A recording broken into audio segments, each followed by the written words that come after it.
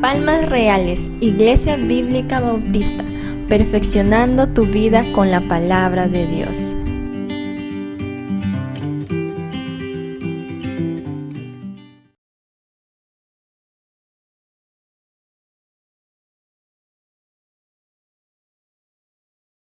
Estamos estudiando en el Evangelio de San Juan los capítulos 13 al 17.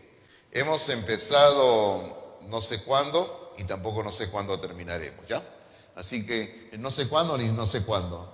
Así que como alguien decía, no soy de aquí ni soy de allá. ¿Recuerdan ustedes eso? No soy de aquí ni soy de allá, ¿no? Bueno, vamos a lo nuestro, ¿ya? Entonces, estamos en el capítulo número 14 de San Juan. Estamos viendo un tema en San Juan capítulo 14. San Juan capítulo 14 lo hemos dividido en dos secciones. Una primera sección va del versículo 1 al 14 y la segunda sección del capítulo 14 va del 15 hasta el final del capítulo 14.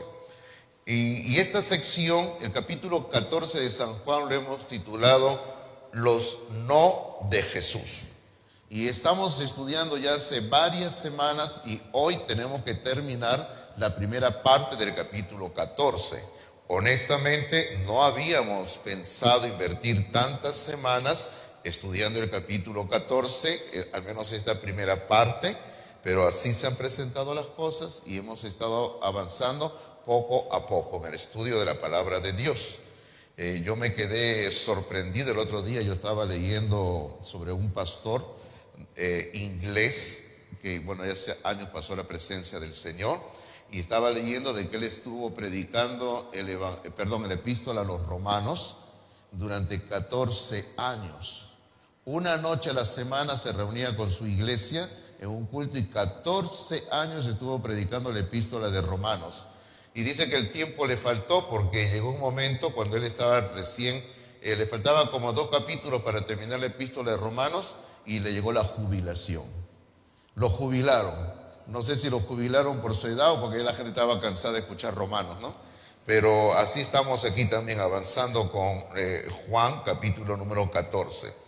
Hermanitos míos, en la serie de la primera parte del capítulo 14, como ustedes tienen en sus notas, se titula No se turbe vuestro corazón. Ahora, a modo de repaso, si usted tiene su hojita y está siguiendo conmigo el orden, a modo de repaso dicen sus notas así: el consuelo que el Señor Jesucristo transmite a sus seguidores tiene 6 columnas. O sea, la única manera de tener consuelo es apropiándonos de lo que dice la palabra de Dios en estas 6 columnas. Y lo que ya hemos estudiado es lo que viene a continuación. Dice, el consuelo viene de confiar, número 1, en la presencia de Cristo. Ahora, todas las palabras comienzan con la letra P, por si acaso. Ahí es presencia de Cristo. Número 2 es en la preparación de Cristo. Número 3 es en la proclamación de Cristo. Número 4 es en la persona de Cristo.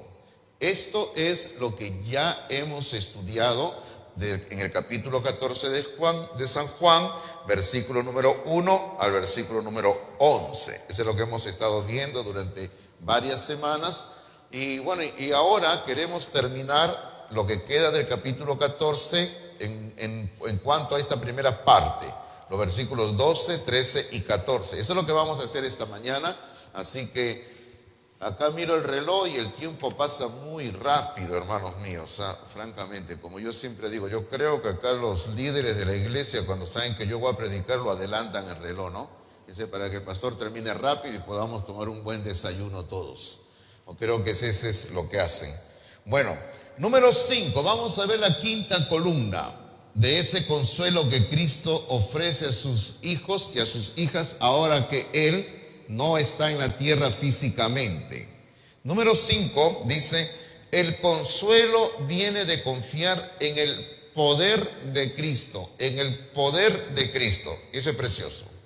El poder de Cristo, el poder que Cristo ofrece a todos sus seguidores, a todos los cristianos.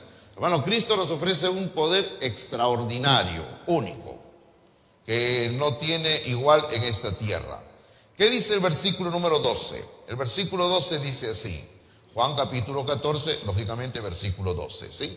Dice así, de cierto os digo, el que en mí cree, las obras que yo hago, él las hará también, y aún mayores hará, porque yo voy al Padre.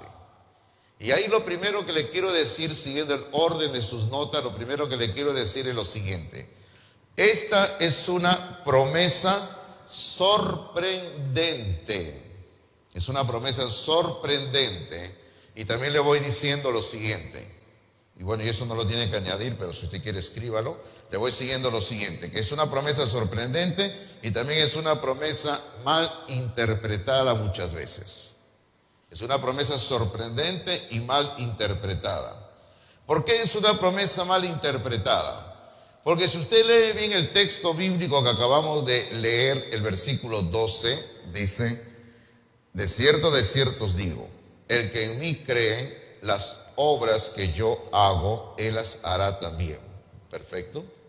Pero luego el Señor añade y dice, y aún mayores hará porque yo voy al Padre. Entonces ahí viene el problemita que le digo de que a veces este texto ha sido mal interpretado por muchos creyentes. Porque acá dice el Señor Jesucristo, dice, las obras que yo hago, el que cree va a hacer obras mayores. Mayores quiere decir más grandes, ¿verdad? Más grandiosas. Permíteme contarle la historia de un queridísimo hermanito que yo conocí hace muchos años. Un hermanito muy fogoso, muy metido en las cosas del Señor. Un hermanito muy bien intencionado, pero muy bien equivocado. Ese es el gran problema. Que hay muchos creyentes que son así. Son muy bien intencionados, pero muy bien equivocados. Y la equivocación viene justamente por la ignorancia, por el desconocimiento de la palabra de Dios. Y hermanito mío, y todo esto es producto de un mal estudio de la Biblia, una mala comprensión de la palabra, un mal entendimiento del escrito está. O sea, se puede conocer versículos de memoria, porque el diablo también los conoce por si acaso. Uno puede conocer versículos de memoria, uno puede conocer las historias de la Biblia, todo, pero uno las va a interpretar mal. Entonces este querido hermanito que les estoy haciendo referencia era un hermanito de ese tipo.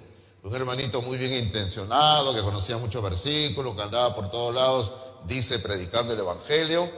Y este hermanito tenía un poquito el cerebro quemado. Usted me entiende, ¿verdad? Un poquito el cerebro quemado. Y él en una ocasión, yo lo comencé a notar que estaba adelgazando. Se estaba adelgazando demasiado. Bueno, yo también quisiera tener ese secreto, por si acaso. Ya, porque yo trato de adelgazar, pero el Señor no me bendice con esa gracia. Ya, y yo dije, ahora de repente en este tiempo que no hay esposa, ya no hay engreimiento, pero las hijas lo están engriendo a uno todavía, ¿no? Bueno, entonces, este hermanito, yo noté que estaba adelgazando, hasta que un día me puse a conversar con él y le dije, hermano, ¿qué pasa contigo que estás adelgazando? ¿Estás haciendo dieta, te estás cuidando? No, pastor, de ninguna manera. Entonces, ¿qué sucede contigo? Pastor, sucede de que yo estoy practicando el ayuno. Ah, qué bueno. Bueno, y yo me hizo sentir mal, pues, ¿no? Les soy honesto, hermanos, ¿eh? Porque yo solamente ayuno cuando duermo nada más en las noches. Es la verdad, pues, ¿sí? Por eso que al día siguiente viene el desayuno, ¿sí o no? Yo solamente ayuno cuando duermo nada más. Es la verdad. ¿Para qué voy a mentir, hermanos? Entonces este hermanito decía, no, pastor, yo estoy ayunando, que por acá, que sí, que estoy ayunando. He empezado a ayunar 2 días, 3 días, 4 días, 5 días, y así estoy avanzando poco a poco, pastor. Ya. Ay, mira, pues, ¿y por qué estás ayunando así cada día? 3, 4, 5, 6, 7, así días. Porque, pastor, mi meta es llegar a ayunar más días que Jesucristo. Ese era su proyecto de este hermanito querido. Yo quiero ayunar más días que Cristo. Si Cristo ayunó 40 días y 40 noches, yo quiero ayunar más de 40 días. Yo le dije, ¿y por qué te has propuesto eso? Esa locura, le dije yo, ¿no? Porque ese no es un mandato, no es una orden. Es algo que Cristo hizo. Cristo hizo muchas cosas que nosotros no tenemos que necesariamente hacerlas, le digo, ¿no? Por ejemplo, Cristo se dejó crucificar y nosotros no necesariamente vamos a crucificarnos, le digo, ¿no? ¿Sí o no? Entonces, le digo, ¿por qué te has propuesto eso? Y me hizo referencia a este versículo, donde dice, ¿no? El que cree en mí, las obras que yo hago, él las hará también, y aún mayores hará. Aún mayores, pastor. ¿Usted no ha leído, pastor, que dice que nosotros vamos a hacer obras más grandes que la de Cristo? Hermanito mío, ahí me dejó con la boca abierta, no porque me había citado un versículo y había hecho una buena interpretación, sino que me dejó con la boca abierta porque dije, este hermanito está más perdido que cuy en tómbola. Es verdad, queridos hermanos. Por eso le digo, este versículo contiene una promesa sorprendente, pero a la vez es mal interpretado muchas veces. Y se piensa que nosotros vamos a hacer cosas más grandiosas que las que Cristo hizo. Entonces usted dirá, ¿cómo tenemos que entender este versículo, Pastor Hidalgo? En el punto número 2 dice, las obras mayores a las cuales se refería Jesús no eran mayores en poder que las realizadas por él, sino mayores en alcance en cuanto al milagro de la salvación. Ese es cierto, ese es el punto. El Señor está hablando obras mayores en alcance en cuanto al milagro de la salvación. El Señor no estaba hablando de que iba a hacer obras mayores en el sentido que usted, por ejemplo, va a sanar a 1 millón de personas enfermas, o que usted va a resucitar a 1 millón de personas muertas. De eso no está hablando el Señor. El Señor está hablando en el sentido de obras mayores en cuanto al contexto, porque es la noche previa a su muerte y está hablando en cuanto a lo que es la salvación. Por ejemplo, cuando nosotros predicamos el Evangelio, por ejemplo, se transmite un mensaje por la radio, por la televisión. Hermano, quiérase o no, mire usted, nosotros podemos tener mayor alcance de personas en un solo sermón transmitido por radio y por televisión que la que en su momento Cristo lo tuvo cuando él estaba haciendo su ministerio. Y usted me va a tener que dar la razón que es así. Por ejemplo, el Señor Jesucristo, cuando él terminó su ministerio, ¿con cuántos seguidores terminó a su lado? Solamente con los 12. Y al final todos se fueron corriendo. Y solamente uno de ellos estaba ahí cerca, al pie de la cruz, que era Juan, ¿verdad? Nada más. Ahora, nosotros hoy en día podemos tener cantidad de personas que sean discípulos de Cristo Jesús en una iglesia. Hermano, las obras que nosotros podemos hacer son más grandes que las que Cristo hizo. Los seguidores de Jesucristo, los apóstoles, llevaron a cabo un ministerio de predicación del Evangelio que cubrió más territorio geográfico que lo que Cristo lo hizo durante su ministerio. Porque usted sabe que básicamente Cristo se focalizó ahí en Palestina. En una sola ocasión cruzó la frontera, visitó un par de ciudades y regresó. Pero fue la única vez que él salió del territorio de Palestina. Pero todos los discípulos, todos los apóstoles fueron a lugares lejanos y muy lejanos llevando el mensaje de la palabra del Señor. Y ellos fueron a lugares tan lejos, hermanos míos, que cuando ellos llegaban a un sitio, hermanos míos, el mensaje del Evangelio era totalmente proclamado. Y ese lugar, como dice en el punto número 3, por favor, dice, a donde los apóstoles llegaban con el mensaje de Jesucristo, ese lugar nunca volvía a ser, ¿qué cosa cree, hermanos? El de antes. Nunca volvía a ser el de antes, nunca volvía a ser el mismo. Ese lugar era transformado por el poder del Evangelio. Y ahí se cumplía lo que Pablo había dicho en Romanos capítulo 1, donde él dice, no me avergüenzo del Evangelio porque es poder de Dios para salvación a todo aquel que cree, al judío primeramente y también al griego.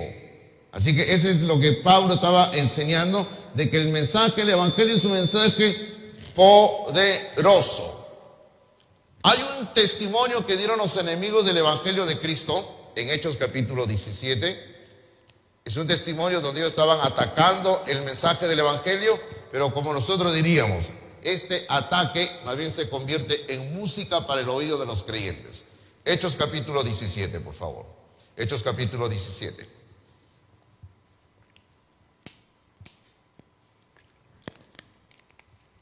Hechos capítulo 17, versículo número 6.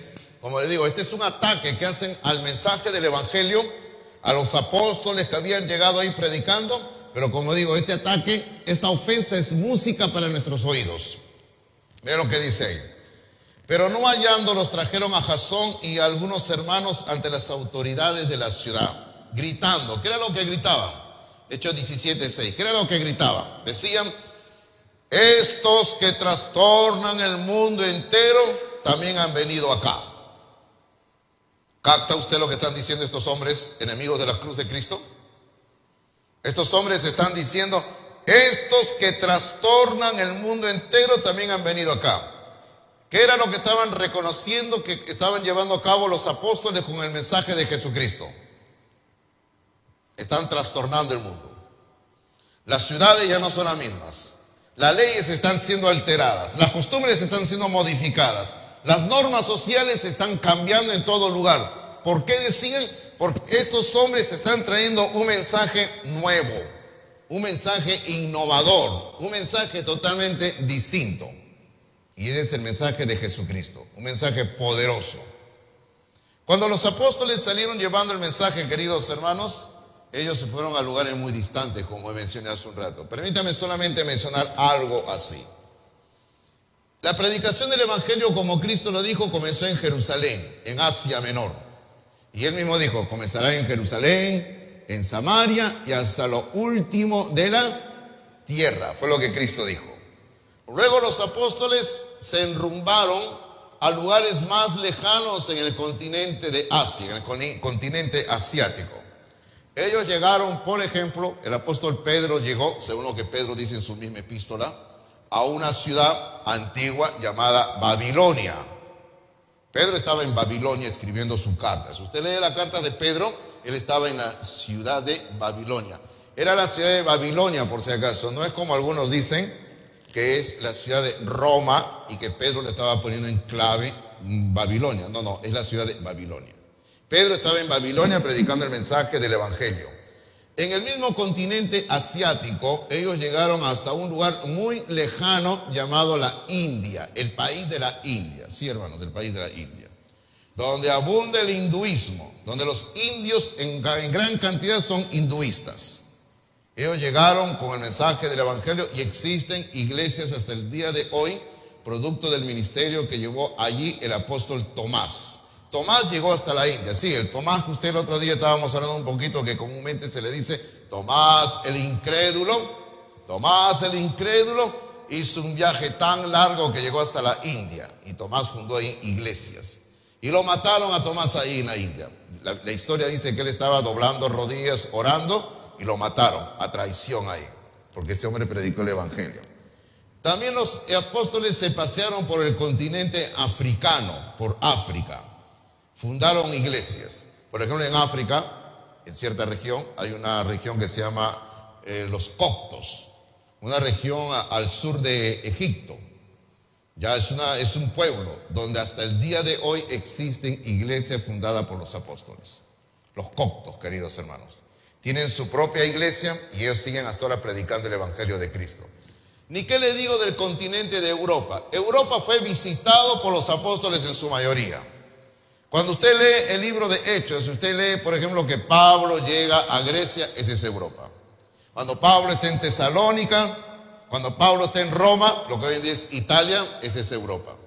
También los apóstoles llegaron a un lugar muy lejano que hoy en día nosotros conocemos como España. Llegaron ellos con el mensaje de Jesucristo. Y es muy posible que también hayan llegado los apóstoles hasta lo que hoy en día conocemos como Inglaterra, queridos hermanos. Imagínense usted a qué lugar llegaron con el evangelio de Jesucristo ellos. Llegaron a todo eso. Y esto todo lo hicieron, hermanos, en un lapso solamente de 60 años. Fundaron literalmente cientos de iglesias y esto trajo no cientos, sino miles de convertidos, miles de personas que llegaron a los pies de Cristo Jesús por causa del mensaje de ellos. Ahora, a la luz de todo esto, entonces tenemos que decir lo que Cristo dijo tenía razón. Porque Cristo dijo, el que cree en mí, aún obras mayores hará. Y a eso se refiere. El alcance con la predicación del evangelio que tuvieron los apóstoles fue grandiosa. Y hoy en día nosotros también tenemos a nuestra disposición algo similar, queridos hermanos. Tenemos a nuestra disposición la posibilidad de hacer obras grandiosas en el nombre bendito del Señor Jesucristo.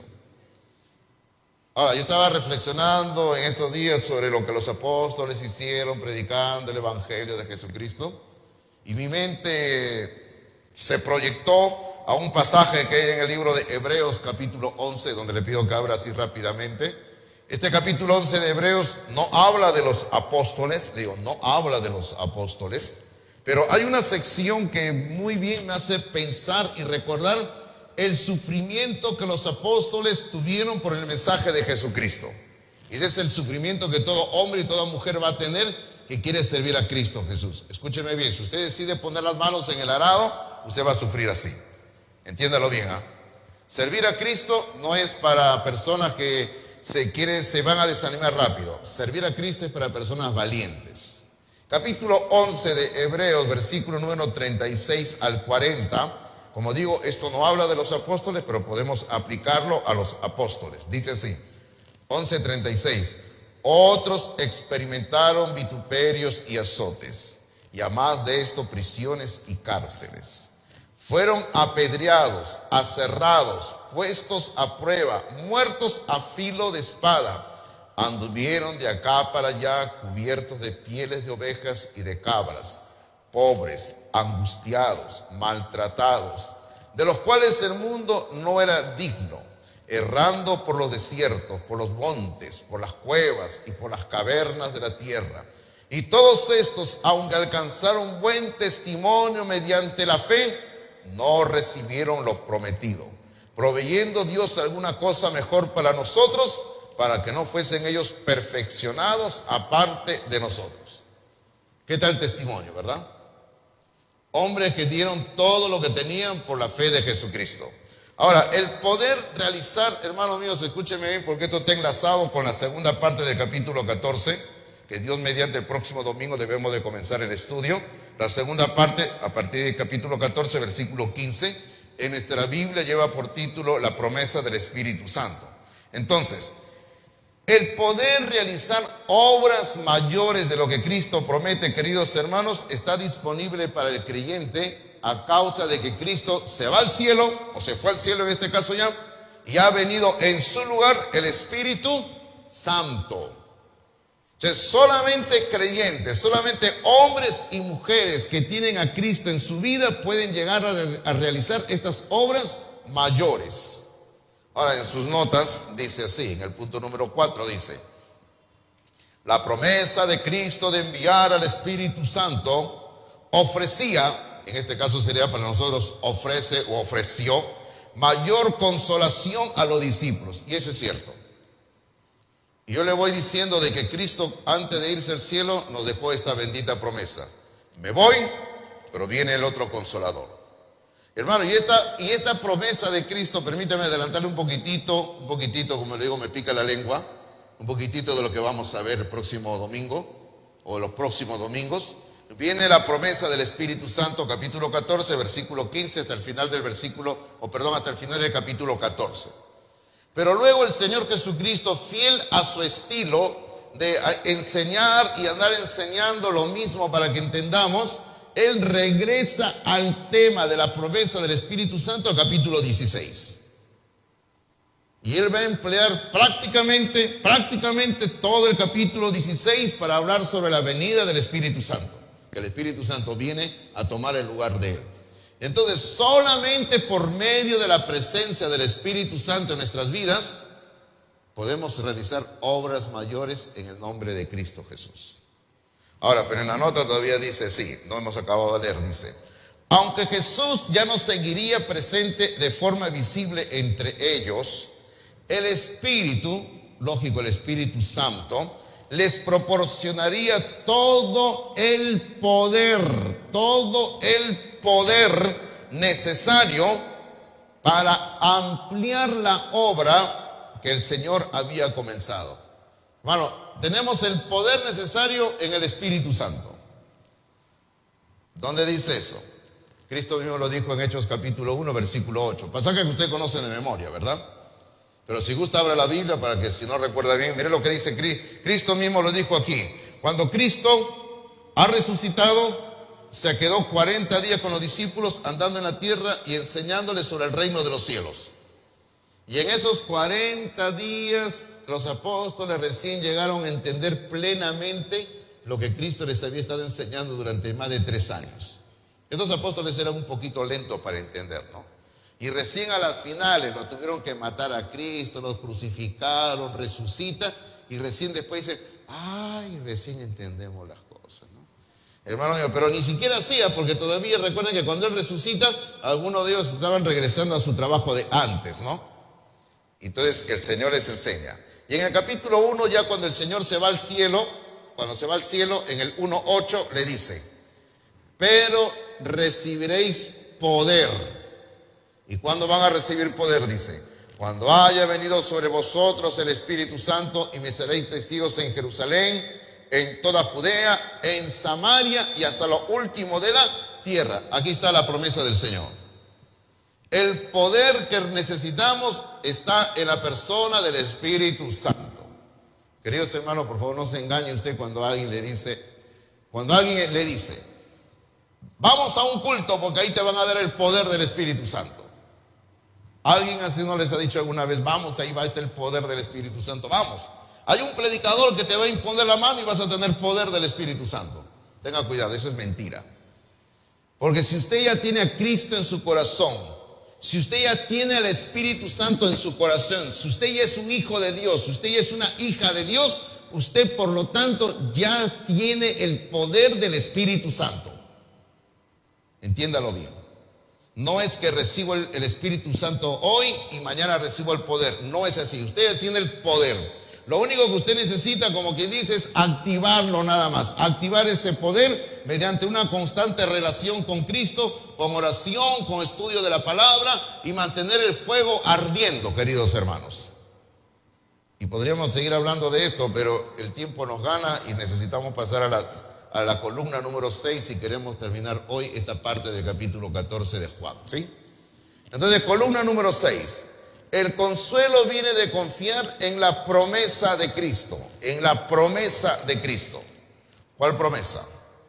Acá, honestamente, en todo este capítulo 14 de lo que vamos viendo hay una y muchas promesas, pero acá hay algo especial. ¿Cuál es la promesa? Leamos el versículo 13 y el versículo 14, queridos hermanos. Versículo 13 y versículo 14 dice, y todo lo que pidiereis al Padre en mi nombre, lo haré para que el Padre sea glorificado en el Hijo. Si algo pidiereis en mi nombre, yo lo haré. Aquí hay otra promesa. Aquí hay otra promesa que también podemos decir que es una promesa extraordinaria también. Ahora, durante el tiempo que Cristo pasó con los discípulos, Él suplió todas las necesidades materiales que tenían los discípulos. Hermano, durante los 3 años que los discípulos anduvieron con Cristo, Cristo les suplía las necesidades. Porque los apóstoles habían dejado su trabajo y estaban andando con Cristo. Y Cristo andaba supliendo sus necesidades. Porque quieras o no, todos los seres humanos todos los días necesitamos comer, ¿verdad? Ahora, si hay alguien aquí que me diga que no come todos los días. Y si somos bautistas, con más razón todavía, ¿no? Los bautistas comemos, ¿verdad? Y comemos bien, hermanos míos. Entonces el Señor andaba supliendo las necesidades de ellos. No sé quién me está hackeando aquí el micrófono, ¿eh? Yo no he sido, ¿eh? Ok, entonces le decía que el Señor andaba supliendo las necesidades. Entonces la promesa es, en sus notas, la promesa es, desde el cielo seguiré supliendo sus necesidades. Desde el cielo voy a seguir supliendo sus necesidades. Hermano, el Señor se iba al cielo, pero Él sigue diciendo, voy a suplir las necesidades que ustedes tienen.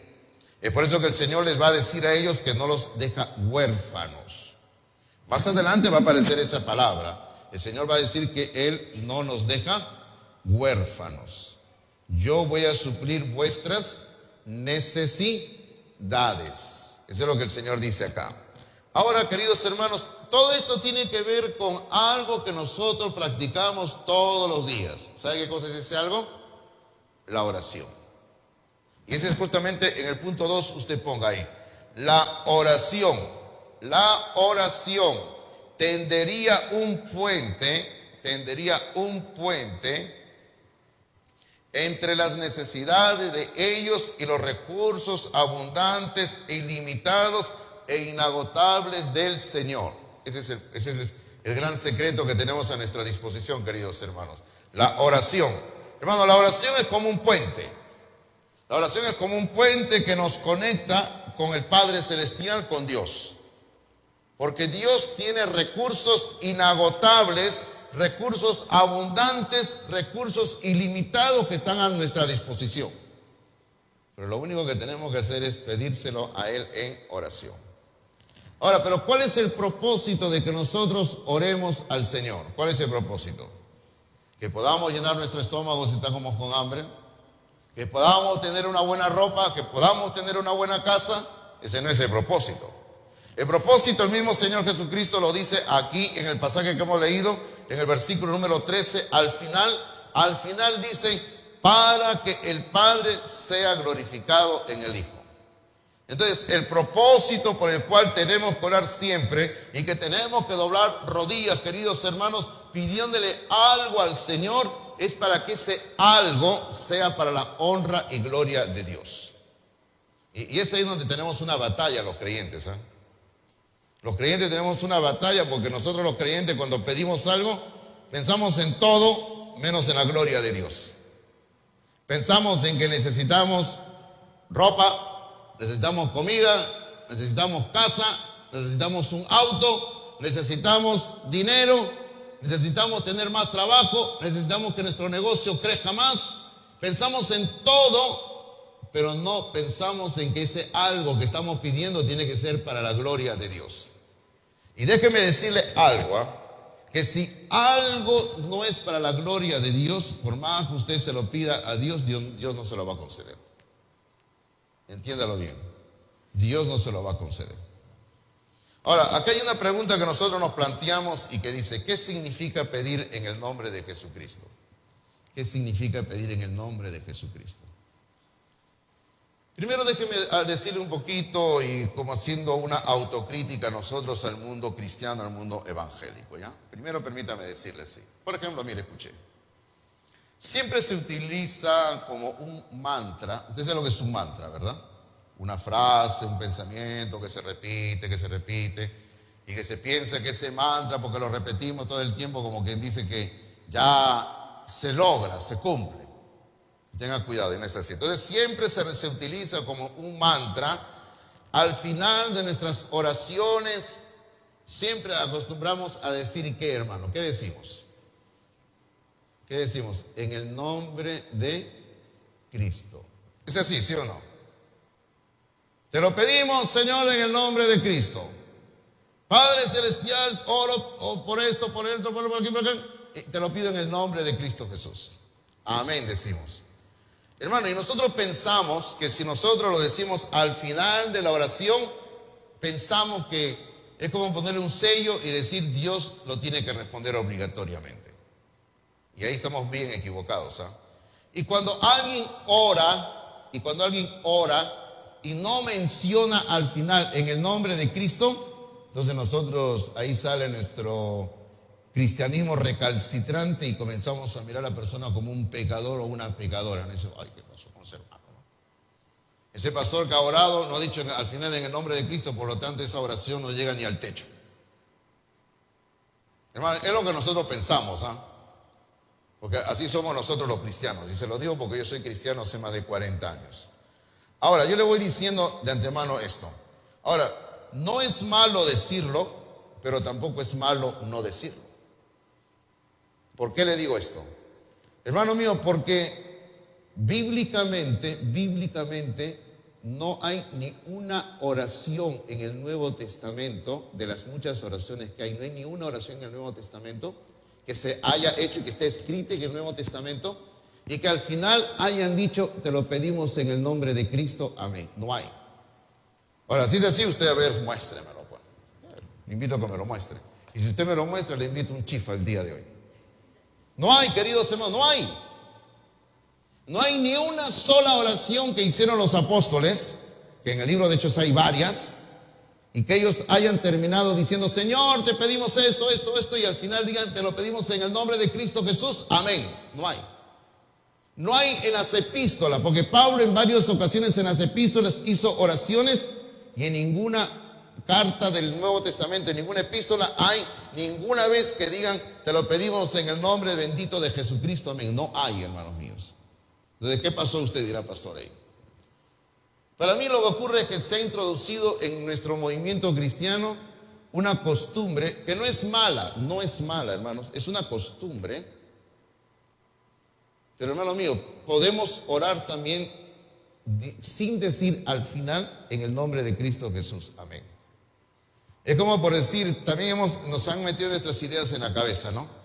¿Qué idea? Por ejemplo, que tenemos que orar con los ojos cerrados, ¿sí o no? Si no oras con los ojos cerrados, esa oración no llega al cielo. Y yo digo, ¿y qué tal si un hermano, una hermana que tiene su auto quiere orar cuando está manejando? ¿Y puede orar, sí o no? Puede orar. Pero si usted le pide que cierre los ojos que está manejando, usted lo va a mandar al cielo. ¿Por qué? Porque uno puede orar con el corazón, queridos hermanos. Ahora, por ejemplo, si usted va en el bus sentado, usted está sentado viajando en el bus, usted está yendo en el chino, en el bus el chino que se va hasta Villa El Salvador, está yendo ahí que el bus que corre, pero como si el diablo lo persiguiera, ¿no? Ay, qué paja, sube todo. Y usted se pone a orar ahí en el bus sentado. Y si usted, como buen bautista, cierra los ojos, Señor, te pido oración. Está con los ojos cerrados, te van a robar la mochila, te van a robar lo que tienes en el bolsillo, te van a robar lo que tienes todo, ¿verdad? ¿Sí o no? Entonces, ¿uno puede orar con los ojos abiertos? Por supuesto que uno puede orar con los ojos abiertos. Y sobre todo si vas en el chino sentado, ¿sí o no? Tienes que orar agarrando tu mochila y mirando para todos lados. Cuidándote, ¿verdad? Entonces, queridos hermanos, a lo que vamos es a esto. No hay un mandato directo en las Escrituras que al final de la oración tenemos que decir en el nombre de Cristo. Pero entonces usted dirá, pero pastor, ¿por qué lo decimos entonces? Como ya le dije, es una costumbre que no es mala, pero que no es que necesariamente tenemos que hacerlo. Entonces, pastor, entonces ahí viene la pregunta que estamos haciéndonos ahí en las notas, en el punto 3, ¿no? Entonces, ¿qué significa pedir en el nombre de Cristo? ¿Qué significa? Porque tiene que significar algo. Porque el Señor Jesucristo lo dijo claramente ahí, ¿verdad? Usted puede ver, volviendo a leer el versículo 13 y 14 del capítulo 14 de San Juan, en el versículo 13, Él dijo, en mi nombre, si usted pide al Padre en mi nombre, lo haré. Y luego en el versículo 14, Él dice, si algo pidierais en mi nombre, yo lo haré. Entonces, ¿qué significa esto? Bueno, en su nota dice, orar de acuerdo al nombre de Jesús es hacerlo teniendo presente, básicamente, tres asuntos muy importantes en cuanto a la persona de Jesucristo. Porque eso es lo que usted tiene que hacer. ¿Cómo es orar en el nombre de Cristo? Permítame decirle algo más. Permítame decirle algo más antes de que usted comience las notas a escribir. Cuando alguien iba a presentarse delante de un rey en aquel entonces, queridos hermanos, la persona iba y se presentaba diciendo, yo estoy aquí esta mañana como representante en lugar de tal persona, y comenzaba a pedir. Entonces el rey le escuchaba y el rey otorgaba lo que le estaba pidiendo porque esa persona estaba actuando como representante de fulano de tal. Entonces, algo así es la figura más o menos. Nosotros, al venir ante la presencia del Padre Celestial, nos estamos presentando ante el Padre Celestial representando al Señor Jesucristo. En el nombre de Cristo. Acá estoy presente, usted dice en oración, en el nombre de Cristo. porque yo entiendo básicamente tres cosas sobre Cristo. La primera, yo entiendo sus propósitos. Por eso, cuando yo oro, estoy orando porque yo entiendo los propósitos de Cristo. Ahora, ¿y cuál es el propósito de Cristo? Como dicen sus notas, es el hacer peticiones acordes con la voluntad de Dios, con la voluntad de Dios. Con la voluntad de Dios y los propósitos de su reino, y los propósitos de su reino. Últimamente yo he estado estudiando bastante todo lo que no en el Nuevo Testamento, sino en las Escrituras se enseña sobre el reino. Y déjeme decirle de que hay mucho que Dios enseña sobre el reino en la Biblia. Ahora, usted recuerda, por ejemplo, cuando Cristo le enseñó a los discípulos, cuando ellos le dijeron, Señor, enséñanos a orar. Usted recuerda esa parte, ¿verdad? Y usted recuerda esa parte que le dijeron, Señor, enséñanos a orar. Y el Señor les dio una oración modelo, no una oración para que estén repitiendo todo el tiempo, por si acaso. Porque ahí también fallan muchos y patinan, ¿verdad? Muchos creen que todo el tiempo tienen que andar repitiendo la oración del Padre Nuestro. Sí. Entonces algunos creen que cada vez que se arrodillan, inclinan la cabeza, Padre Nuestro, que está por aquí, que por allá, sí. Déjenme contarle una experiencia que tuve hace años en cierto lugar. En cierto lugar estábamos ahí presentes y era una reunión donde yo había ido por cortesía porque conocía a la persona que había fallecido, que no era una persona cristiana. Y cuando yo voy a un velorio que no es de un cristiano o una cristiana, no me gusta identificarme como pastor. No me gusta porque yo no sé qué voy a decir en un velorio de una persona inconversa que se ha muerto y que se va al infierno. ¿Qué le puedo decir, hermanos? Dígame usted, ¿qué le puedo decir a los familiares que están llorando ahí? Este pecador se ha ido al infierno, ahorita se está quemando. ¿Qué le puedo decir? Por eso es que no me gusta identificarme. Por favor, si me invita un día a un velorio que es inconverso, un familiar, una amistad, no diga, ¿qué está el pastor de la iglesia? Y digo, ¿dónde está vos? Bueno, entonces yo estaba en ese velorio porque por cortesía, porque conocía a la persona que había fallecido, y resulta que no llegó el curita. Y alguien me conocía. Ay, Dios mío, dije, ¿no? Acá tenemos a un pastor. El pastor, dije, ay, ¿para qué vine? Dije yo, no, me hubiera quedado en mi casa, pero ya estoy acá. Y dije que el pastor nos da, que nos guíen los rezos, ya en la lectura de la Biblia. Ya me mandaron al ruedo, tuve que salir, ¿no?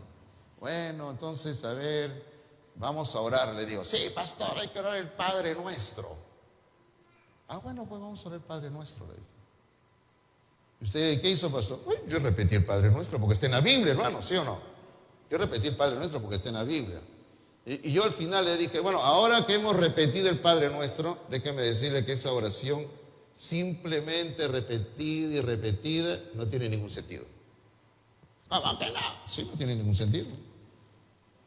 Y le comencé a hablar sobre la oración, que si queremos acercarnos a Dios es una comunicación diaria y constante con el Padre, con el Hijo, que todos los días tiene que haber algo distinto con el papá y el hijo, ¿verdad? Y le dije que la necesidad de tener que ser hijos de Dios. Fíjense que ellos mismos me dieron la oportunidad de hablarles de la oración y la importancia de ser hijos de Dios, sin tener que decir que esa persona estaba en el infierno, ¿no? Pero mis hermanos, nosotros necesitamos entender que en esa oración modelo, el Señor Jesucristo dijo así: venga tu reino, hágase tu voluntad como en el cielo, así también en la tierra. Ese es el propósito de la oración. Ese tiene que ser nuestro propósito. Entender nosotros que cuando algo estamos pidiendo en oración es porque estamos de acuerdo con el propósito divino de la voluntad de Dios y el proyecto de Dios que tiene de cumplir con todo lo que Él se ha propuesto cumplir para su reino.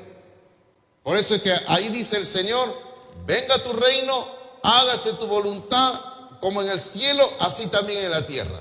Entonces, cada vez que oramos tenemos que tener presente esto en nuestra mente y en el corazón. ¿Cuál es el propósito de esta petición que le estoy haciendo a Dios en oración? Porque tiene que haber un propósito. Y entienda bien, y el propósito tiene que ser para darle la gloria a Dios, que esté de acuerdo con la voluntad de Dios, y tiene que ser algo que lleve a establecer el reino de Dios en la tierra. Entiéndalo bien. Segundo, lo segundo que tenemos que tener presente cuando oramos, ya, su persona, porque hemos visto lo primero es sus propósitos, ahora su persona, la persona. Y aquí, queridos hermanos, usted nota que en sus apuntes hemos colocado 3 veces seguido la palabra reconocer, ¿verdad? Reconocer dice 3 veces. Ahora, ¿qué tenemos que reconocer en cuanto a la persona de Jesucristo cada vez que oramos y queremos pedir en el nombre de Cristo?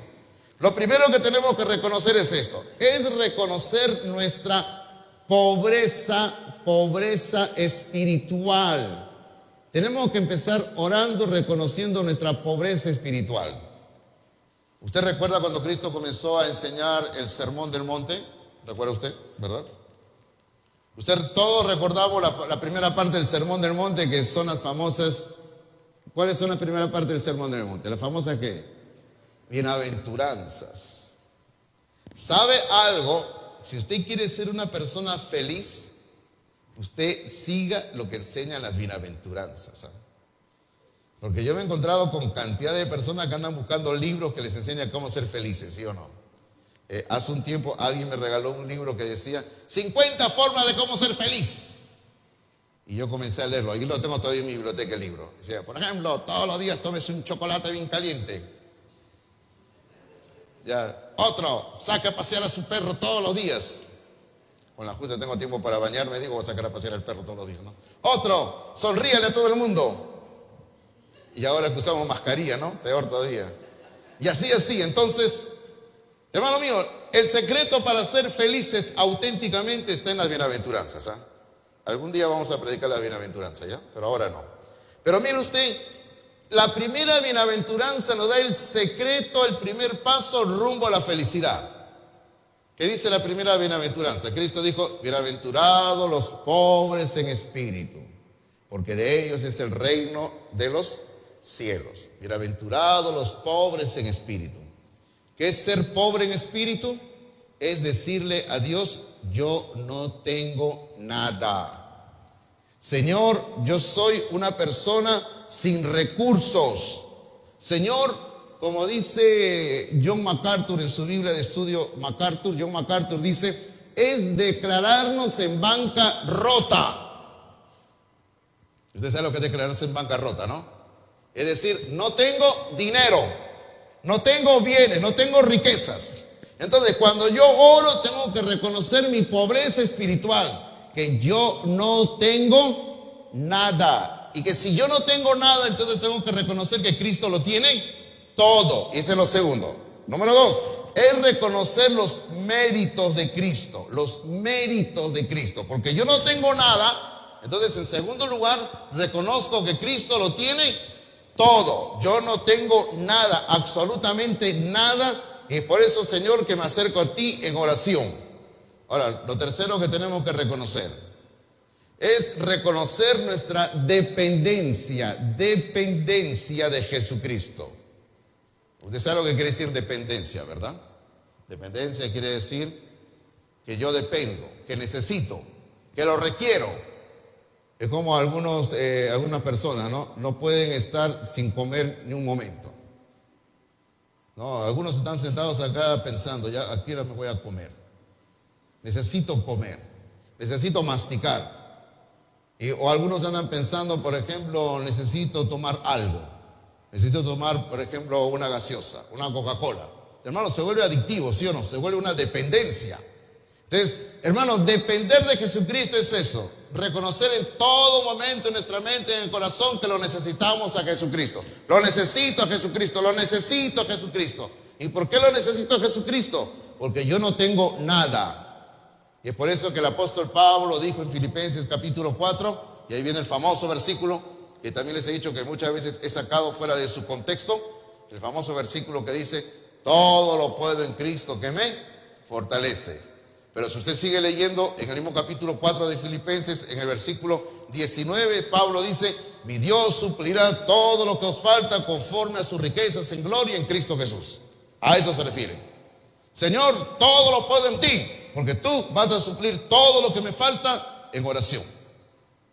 O sea, sencillamente, yo tengo que reconocer cuáles son los propósitos de Cristo, cuál es la persona de Cristo.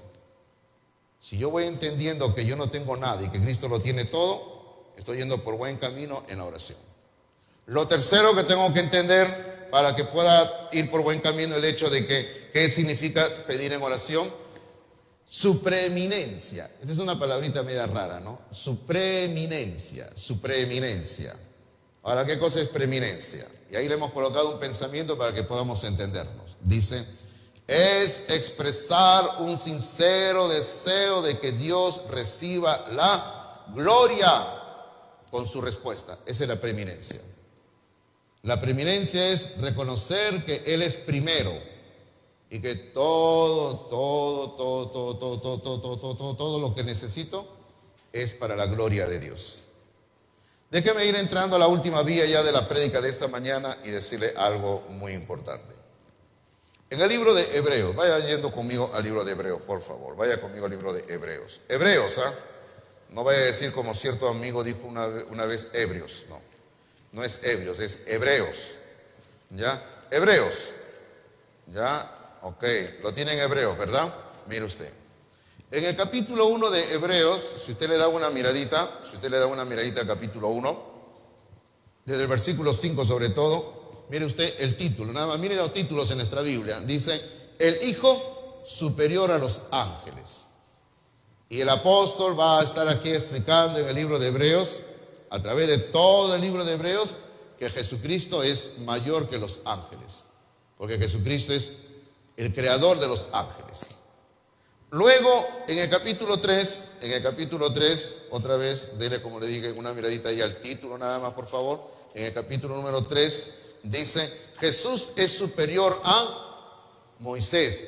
Y ese es otro de los temas que va a correr a través de todo el libro de Hebreos. Que Jesucristo no trajo una ley como la de Moisés, sino una ley superior.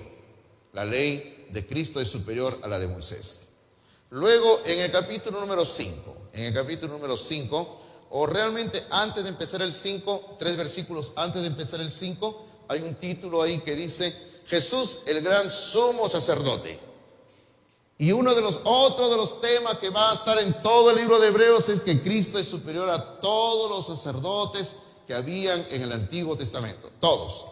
Cristo es nuestro gran sumo sacerdote. Pero hay una enseñanza que es la columna vertebral del libro de Hebreos y que presenta algo novedoso en toda la enseñanza del Antiguo Testamento y Nuevo Testamento, porque nadie en el Nuevo Testamento toca este tema. En el Antiguo Testamento, en el libro de Génesis es mencionado con las justas, pero nadie más lo enseña este tema, solamente aparece en el libro de Hebreos, y está ahí en el capítulo número 7, en el capítulo 7, mire usted el título, el sacerdocio de Melquisedec. Y si usted comienza a leer el capítulo 7, va a entender quién era Melquisedec. Dice, era el rey de Salem, sin padre, sin madre, sin genealogía. Este es Cristo, dice. ¿Quién fue Melquisedec? Melquisedec, hermanos míos, fue un hombre muy anciano que vivió en la época de Abraham. Y la Biblia dice que cuando Abraham regresaba de la gran victoria que había tenido sobre los enemigos, él se presenta ante Melquisedec, que era el rey de Salem. Salem era el lugar que luego se convierte en Jerusalén. Entonces llega ahí Abraham, y Abraham le da los diezmos de todo a Melquisedec. Y no solamente eso, sino que Abraham se arrodilla delante de este hombre y le da todos los diezmos. Todo. Pero la Biblia dice, ¿quién era este hombre? Dice, por eso ahí dice, sin padre, sin madre, dice, sin genealogía, Melquisedec. Melquisedec en ese momento, en el tiempo de Abraham, era el hombre más viejo que había en toda la tierra. No había otro hombre más viejo en ese momento. Pero ¿quién era, pastor? ¿Usted quiere saber quién era? Venga a la clase de Génesis que estamos dictando. No, se lo voy a decir. ¿Quién era ya? Melquisedec era uno de los hijos de Noé. Era Sem. Fue el único hombre vivo en ese momento que había estado vivo antes del diluvio. Ya, porque después del diluvio solamente estaban sus hermanos y su padre que murieron. Todos ellos se murieron y solamente quedaba vivito, Zen, ya viejito, estaba vivo ahí, ¿no? Era un hombre que estaba vivo ahí, por eso dice, sin padre, sin madre, sin genealogía, porque ni él se recordaba cuándo había nacido, antes del diluvio. Y ese era Zen, queridos hermanos. Y Zen era, en ese momento se llamaba Melquisedec, el rey de Salem. ¿Y hacia dónde vamos, pastor? Hacia dónde vamos es a lo siguiente, que ahí en el capítulo 7 se nos presenta, usted mire el título porque no estamos ni siquiera leyendo los textos bíblicos, dice el sacerdocio de Melquisedec.